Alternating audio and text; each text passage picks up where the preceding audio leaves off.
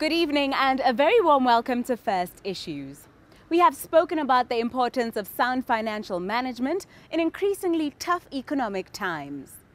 Although most people wait until they feel they are at a point in their career where they are making what they consider to be a decent amount of money, a few weeks ago, financial expert Regina Vaka advised our viewers that they should look into investment and the acquisition of assets as early as their 20s. An age at which most people have not begun to think about long-term investments or wealth creation, although it is a time in their lives when they're most likely to have the least responsibilities and financial obligations.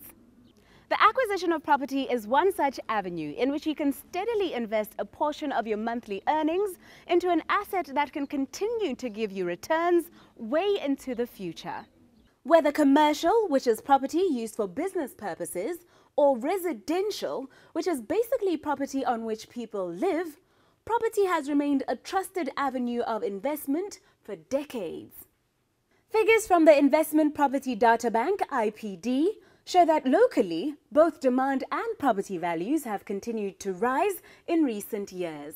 Tonight, we look at an avenue through which consumers can invest in residential property, as our research has revealed that no other investment has such an array of factors stacked in its favor, such as long-term home ownership.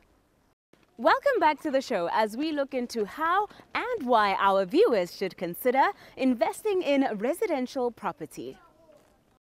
If the right considerations are made, it is an investment that can appreciate in value over time, provide you with equity, immediate returns in the form of shelter, security and personal satisfaction, as well as long-term returns such as providing a source of income at retirement age.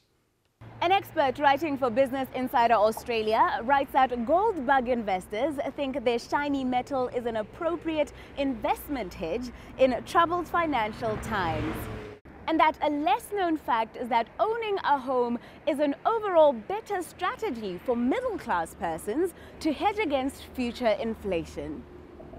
The IPD Annual Property Consultative Index shows that for residential properties, total returns soared to 24.4% in 2012. The income return for residential properties was 8.8%, whilst the capital return was 14.4%. Evidently, investing in a home can still be a profitable investment. And since most people cannot purchase property directly from pocket, tonight we speak to a member of the banking fraternity to establish the process through which consumers can access funding through a home loan. What various products and services could be of great assistance to consumers out there? What can they expect from this division? I can start off by saying, where an individual wants to purchase an existing property, we're able to offer them finance to facilitate that. There are instances where somebody has a plot and they would like to develop and actually have a house on that plot. We're able to facilitate in those instances. And there are instances also where somebody wants to purchase a plot, a vacant plot. We're able to offer finance for those. And then also, you have individuals that already have existing properties and they would like to access what we call equity in that property. So for instance, just so that somebody can follow, your house could be valued, say, at 1 million pula, and you don't have a loan against that, or maybe you owe 500,000, and as an example. We look at the difference between the loan balance and the value of the property. That's what we would call equity. So you could access those funds, provided, of course, that you qualify for them to go and do whatever else. We call that a refinance. And lastly, we also do what we call a re-advance. So where initially you would have gotten a loan and you pay it off over a period of time and there's still a balance, we can grant you funds to take your loan back to the original amount. We call that a re-advance. Some of you may still be wondering what the value of tying yourself to such a long-term commitment and purchasing a home could be, as opposed to simply renting for the rest of your life. To have a home, it's a basic human right. That's what we believe, and everybody is entitled to to have a home. And you know, a home is one of those assets that are appreciating in nature. So you may buy it today for 500,000 pula, and a year later the value has appreciated by say 10% and is now worth 550,000. So really, to build your wealth, it's important to basically have a home. What do I need to qualify to get a home loan? What is the criteria? Okay, the most important thing I think to look at when you get a home is the issue of affordability. I think it's important that we note that a home loan is a long-term liability. So you have to be comfortable to meet the monthly loan repayments. The other thing that an individual has to consider is obviously the location of the property that they would want to invest in.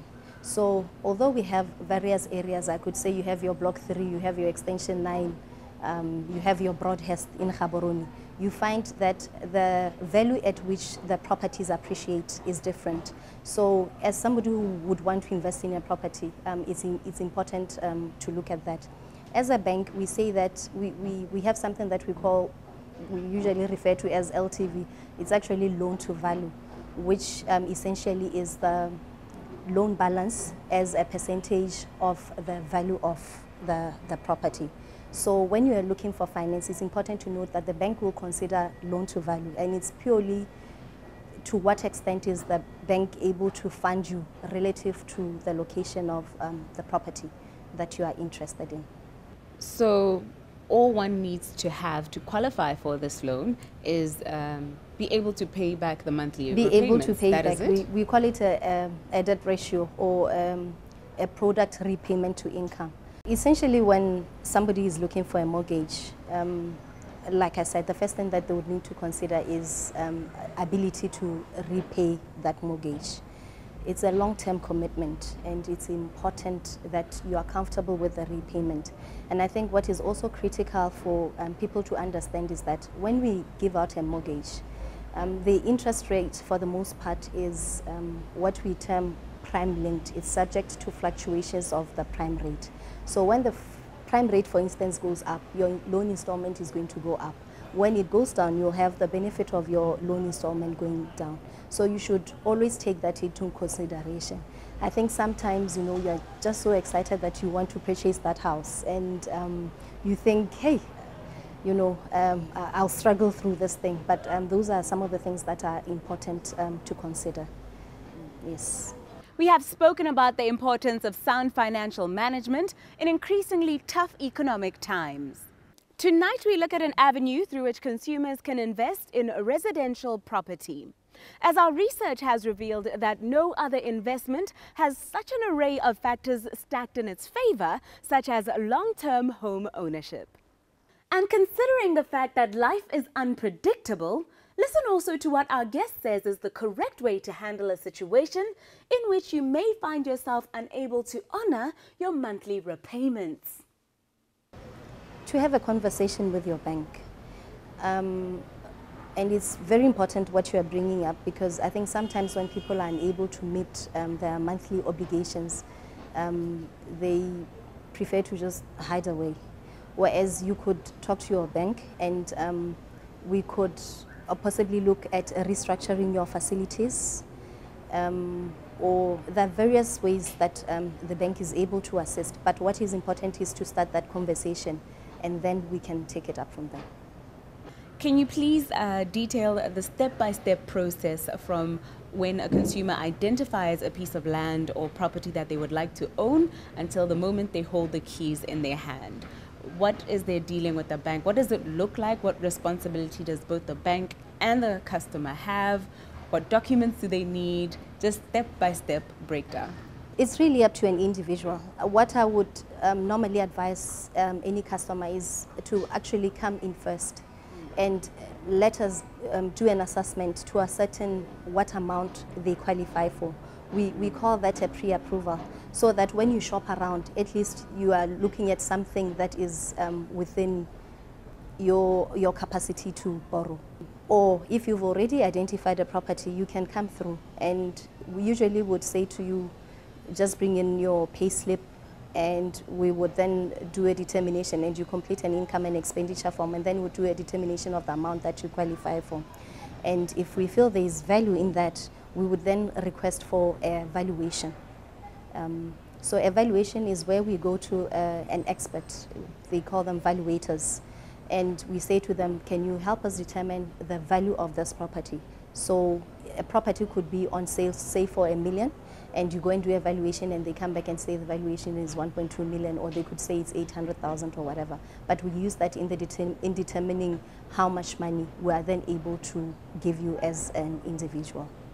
So assuming that everything is fine, you qualify for the loan, would approve the loan, you go through the process of signing the loan agreements, and after that we then instruct conveyancers. These are lawyers, and effectively what they do is they would transfer the property into your name and also register a bond in favor of the bank.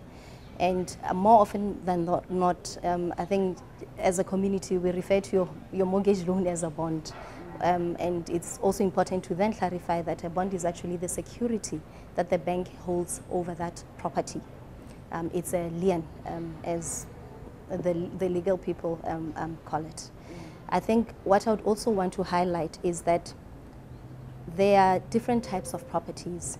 Now, a bank is only able to offer finance wherein there is a title deed to the property.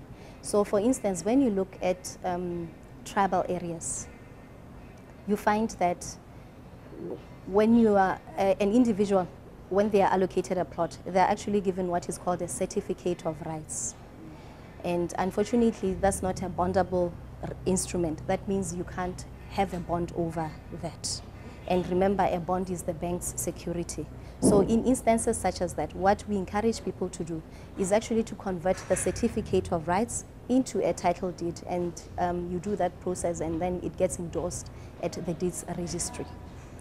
And then after that, we're then able to offer finance. Once the customer has signed the loan agreements and we have instructed the attorneys, they will do the transfer documents and the bond documents, and they will actually then submit them and take them over to the deeds registry for endorsement. And once the transfers have been effected and the bond registered, we then pay out, and you are a homeowner. Sounds pretty straightforward to me. Pretty straightforward. You said for a person interested in acquiring property, all they need is the ability to repay and maybe a pay slip and a title deed. Yes. So we've got a whole list of requirements when you want a mortgage. But like I said, the most important, basically at the very start, for us to determine whether we're even in a position to give you the funds would be for you to bring in your salary, because that's what we're going to use to ascertain affordability, right? Your salary slip. And then secondly, the title deed, we request for a title deed, and that's purely to ascertain that indeed this is a bondable instrument, or whether we then have to advise you, if it's not, to go through that process to convert your certificate of rights into a bondable instrument. It's that. Secondly, once we have ascertained affordability, we will call for, and we've given you an agreement in principle to say that, you know, all things considered, you are likely to qualify for 500,000 pula or whatever. We will then call for a valuation report. And I would also like to clarify this point to say that if we're dealing with, say, a personal loan, if the bank says to you, you qualify for 500,000, it means you are able to get that whole 500,000, right? Mm-hmm. But when it comes to a property, what differentiates us from other facilities is this, that you could, for instance, qualify for 500,000, but the property that you are buying is valued at 300,000. In this case, the bank will not be able to give you the 500,000, though you qualify for it, but we have to take into consideration the value of the property. And depending on our loan to value ratios, which I spoke to earlier on, we could say we're only able to give you 90% of the loan to value. And that would mean we're able to give you 90% of the 300,000. How long does this entire process take on average? That's a very good question, because I think it's a frustration for some of our customers. I think it's important to appreciate the process flow that I spoke to earlier, to say that when you want a car, for instance, you walk in, you are just dealing with the bank and the dealer is two people, same day you take your car and you walk out. However, when it comes to the mortgage process, it's important to understand that we've got other parties. So for instance, that contributes to the total length of time it will take us to do that process. So for instance, once we start off, we spoke about evaluation. A valuer on average needs 2 days to do evaluation. Remember, there has to be a site visit, they have to look for comparables, it's a whole process. So they would take their 2 days. After that, you then have to go to the attorney, the conveyancer, to do the transfers. And when you get there, they go through a process. They have to ensure that rates are paid, for instance, at council, if VAT is applicable in that, for that particular transaction. VAT has to be paid to BURS, and they have to get authorization to then proceed with the transaction. They then have to then submit these documents and take them over to and lodge them with the DIS registry. And on average, they will take 2, 3, or even up to 4 weeks. So overall, I would say reasonably 6 to 8 weeks for the process to be effected. But it's also important to know that throughout this process, we get the attorneys to give us periodic updates in terms of where the application is in terms of the process. So we will hold the customer's hand and just make sure that they appreciate and are updated in terms of where their application or their home is.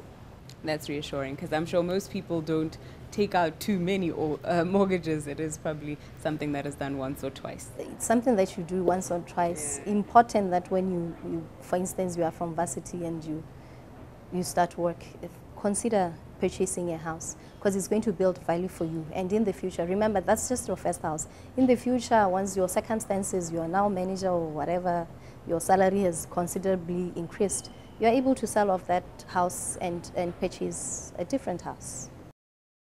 Welcome back to the show as we look into how and why our viewers should consider investing in residential property. There were whispers of a possible property market crunch that some, frustrated by the rising cost of acquiring property, had been hoping to see materialize. Property experts have since burst that bubble, but it does appear that this may be a good time to purchase higher-end properties that find themselves listed for long periods of time without buyers in this current climate and are ultimately forced to lower their prices. When you look at the environment, you find that although, for instance, if you take your medium type of house, say which averages around 1 million pula or more, you find that where a seller wants to sell this property, it's very hard for them to come by buyers. So although it may be said to be valued at, say, 1.5 million, the reality is that it will stay for a long time. They will stay for a long time without getting a buyer, and will end up conceding to the 1.2 million or 1.3 million price that they would have initially gotten. So it is indeed, we term it a buyer's market. It is indeed a buyer's market. So it is the best time to purchase, not the best time to sell, but definitely the best time to purchase. Welcome back, as now in this segment we catch up with our friends from the Botswana Stock Exchange to find out how the market performed in the first quarter of 2015. I can confidently say that the first quarter of 2015 has been a very good quarter for the BSE, especially in comparison to the history. So we have concluded that this was the second best performing quarter since the inception of the BSE. In terms of a number of variables that we usually use to evaluate our performance, if you look at indices, you look at turnover, and you also look at market capitalization and price performance of individual listed companies.